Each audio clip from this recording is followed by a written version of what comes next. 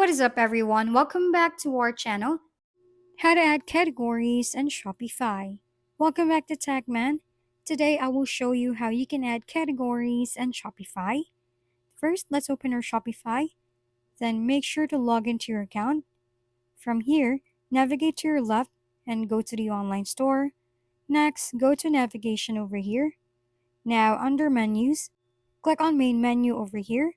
You can see the categories or tabs you can see on your online store's main menu page. To add a new category, click this add menu item below, then name your category, then you can click here your links, collections pages, and more.